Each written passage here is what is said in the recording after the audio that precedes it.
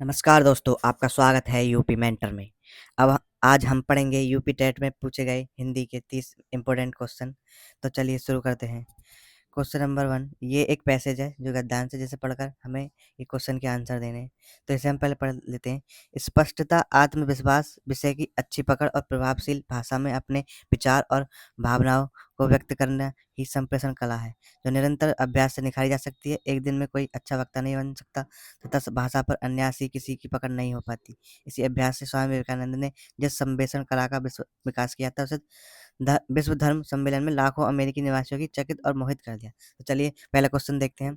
इसमें पूछा गया संप्रेषण कला क्या नहीं है। तो संप्रेषण कला क्या नहीं है? अलंकरण नहीं है। तो देखो इसमें दिया गया है आत्मविश्वास, प्रभावशीलता और विचार भावनाओं की अभिव्यक्ति। तीन दिए गए हैं, अलंकरण नहीं दिया गया है, तो इसका आंसर हो जाएगा ए। ठीक है, चलिए अगले क्वेश्चन चलते हैं। संप्रेषण कला का विकास किससे होता है? तो संप्रेषण कला का विकास अभ्यास से होता है। ये सारे क्वेश्चन इसी में मिल जाएंगे आपको। चलिए अगले क्वेश्चन बढ़ते हैं। निम्न में से संयुक्त व्यंजन कौन सा नहीं है? तो संयुक्त व्यंजन कौन सा नहीं है? तो हमारा यह संयुक्त व्यंजन नहीं है, जबकि छह, त्रय और गे ये हमारा संयुक्त व्यंजन। छह क्षत्रिय ये कै प्लस सै से बनता है, तय तय प्लस रै से बनता है, जय जय प्लस अय से बनता है। ये संयुक्त व्यंजन, जबकि यह अंतस्थ व्यंजन है। ठीक है, छह, त्रय, गे और एक होता है श्रेय, ये भी हमारा संयुक्त व्यंजन है। ये किसके योग से बनता है? से से प्लस रे। ठीक है, चलिए अगले क्वेश्चन देखते हैं। मृत्युंजय पद में कौन सा समास है? तो मृत्युंजय मृत्युंजय में बहुब्रीहि समास है, क्योंकि ये मृत्युंजय जो है किसका पर्यायवाची है? शंकर। शंकर भगवान को मृत्युंजय कहा जाता है। ठीक है, तो बहुब्रीहि समास में वही आते हैं जो किसी देवी देवता से संबंधित होते हैं, जिनके पर्यायवाची होते हैं। ठीक है, चलिए जो तीसरे अर्थ को प्रेजेंट करता है। ठीक है, चलिए अगले क्वेश्चन बढ़ते हैं। अलंकार।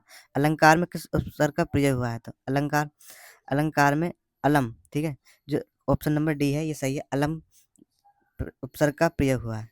चलिए अगले क्वेश्चन बढ़ते हैं। यह पुस्तक किसकी है? यह पुस्तक किसकी है में यह क्या है? तो यह हमारा सार्वनामिक विशेषण है, क्योंकि ये पुस्तक की विशेषता बता रहा है। ठीक है, और ये एक वचन स्त्रीलिंग है। चलिए अगला क्वेश्चन देखते हैं। इसी तरह के क्वेश्चन आएंगे यूपी टेट में, ये पीवाई की हैं सारे। विशेषण शब्द का विलोम होगा, तो विश्लेषण, तो विश्लेषण का होगा संश्लेषण। ठीक है, चलिए अगले क्वेश्चन बढ़ते हैं। जिसका उच्चारण ऊपर के दांतों पर जीभ लगने से होता है। तो ऊपर के दांतों पर जीभ लगने से कौन सा होता है? दांतों पर लगने से होता है दंत। ठीक है, दंत कौन से जो तय वर्ग है वो दंत से बोला जाता है। तय, थे, दय, धय, नय और लय और से, ये सब दंत से बोले जाते हैं। चलिए अगले क्वेश्चन बढ़ते हैं। ऊष्म व्यंजन। तो ऊष्म व्यंजन कौन से हैं? से। ठीक है, और है, ये हमारे ऊष्म व्यंजन है के अंतर्गत आते हैं। ऊष्म व्यंजन वे होते हैं जिनका उच्चारण मुखांगों से घर्षण के साथ उत्पन्न होता है और उसमें ऊष्मा निकलती है। ठीक है, चलिए अगले क्वेश्चन देखते हैं। अत्यधिक। अत्यधिक का विलोम क्या हो जाएगा? तो अत्यल्प। अत्यधिक का विलोम है अत्यल्प। चलिए अगले क्वेश्चन बढ़ते हैं। रित का विलोम है, तो रित का अनृत। ठीक है, संकल्प शब्द में उपसर्ग बताइए। तो संकल्प में कौन सा उपसर्ग है? संकल्प में सम उपसर्ग है। ठीक है, सम। चलिए अगले क्वेश्चन पर। मुझसे खड़ा नहीं मुझ मुझसे खड़ा भी हुआ नहीं जाता।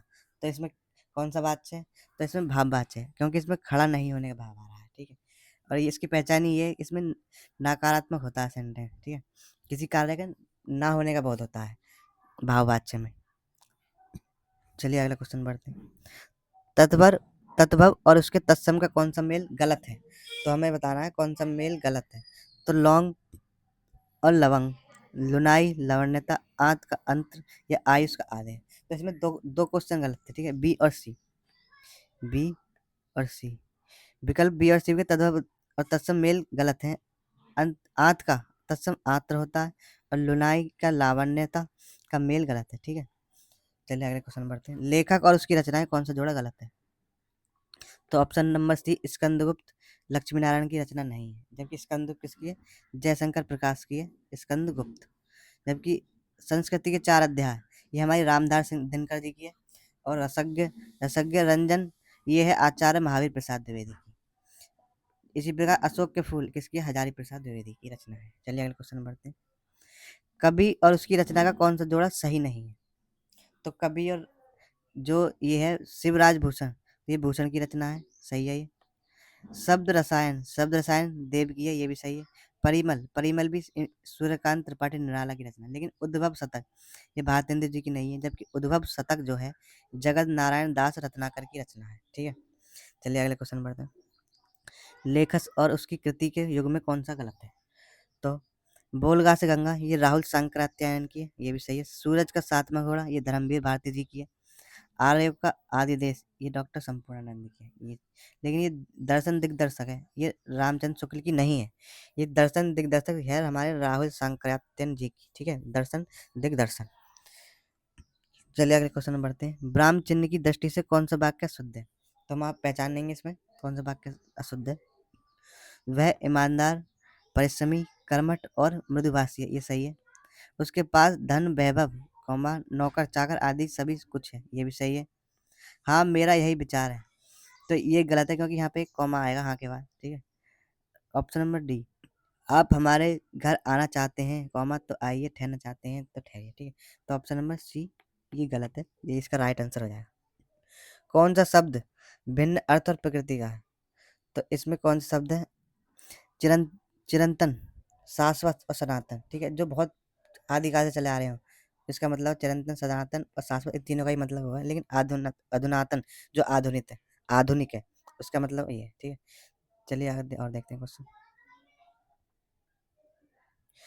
इसमें है अर्वाचीन। ठीक है, अर्वाचीन का विलोम क्या है? प्राचीन। ठीक है, और व्याकरण की दृष्टि से कौन सा शब्द अशुद्ध है? तो गृहिणी, गृहिणी अशुद्ध है क्योंकि गृहिणी में गृहिणी में ही के ऊपर छोटी ई की मात्रा भी आती है, जबकि गृहिणी, जगत गुरु और विभीषण ये सब सही है। निम्नलिखित में से कौन सा युग्म गलत है? तो इनमें से कौन सा युग्म गलत है देखते हैं। लुटिया डुबोना, सारा काम चौपट, ये सही है।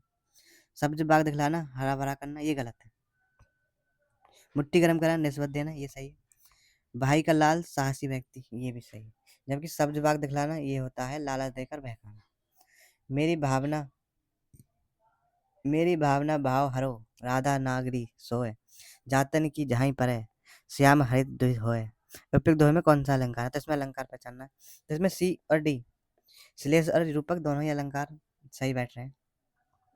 यहाँ पे दोहे में श्याम का दो अर्थ है, प्रथम श्री कृष्ण, दूसरा श्यामला, अतः शेष अलंकार, इसमें रूपक अलंकार भी है। ठीक है, चलिए अगले क्वेश्चन बढ़ते हैं।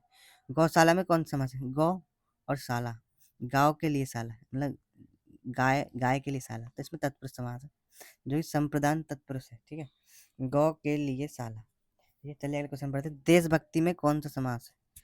तो जो देशभक्ति में समास है हमारा देश, देश के लिए भक्ति। ठीक है, तो ये संप्रदान तत्पुरुष है, ऑप्शन नंबर सी सही हो जाएगा। फिर देखते हैं प्राग ऐतिहासिक में किस उपसर्ग का उपयोग हुआ? तो प्राग, प्राग ऐतिहासिक में प्राग उपसर्ग का उपयोग हुआ है। तुलसीदास, तुलसीदास किसकी रचना है? तो ये सूर्यकांत त्रिपाठी निराला जी की रचना है, ये इंपॉर्टेंट है, ये रिपीट हो सकते हैं क्वेश्चन, इन्हें जरूर ध्यान रखना। ठीक है, तुलसीदास सूर्यकांत त्रिपाठी की रचना है, जबकि इनकी प्रमुख रचनाएं हैं अनामिका, परिमल, गीतिका, कुकुरमुत्ता, अरेना, नए पत्ते, बेलना, बेला, अर्चना, आराधना, ये बहुत इंपॉर्टेंट है, ये पूछी जा सकती है। चलो अगले क्वेश्चन बढ़ते हैं। बहिष्कार का संधि विच्छेद, तो बहिष्कार का राइट संधि विच्छेद हो जाएगा वही प्लस कार। ठीक है, चलो अगले क्वेश्चन बढ़ते। वैदेही वनवास किसकी रचना है? तो ये है अयोध्या सिंह उपाध्याय श्री हरिऔध जी की। ठीक है, इनकी प्रमुख रचनाएं और भी देख लेते हैं हम, जैसे कि चौखे चौपदे, रस कलश, प्रेम प्रपंच, करमवीर, प्रेम पुष्पहार, पद्म प्रसून, रसिक रहस्य, प्रेमाम्बु प्रभाव आदि। चलिए लास्ट क्वेश्चन है हमारे इस वीडियो का ये। निम्नलिखित में से पुल्लिंग शब्द का चयन कीजिए। तो कौन सा है हमारा पुल्लिंग? पहिया। तो हम इसे देख लेते हैं, वाक्य में प्रयोग करें, हमारा पहिया गिर गया। ठीक है, हम ये थोड़ी बोलेंगे पहिया गिर गई, तो यही हमारा पुल्लिंग है। जबकि हम लिखावट बोलेंगे, लिखावट अच्छी है। फिर बोलेंगे मझदार, मझदार में आ गए।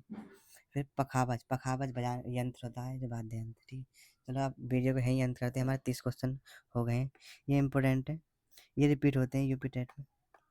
ठीक है, अगर वीडियो पसंद आए तो लाइक कीजिएगा और कमेंट जरूर कीजिएगा। धन्यवाद।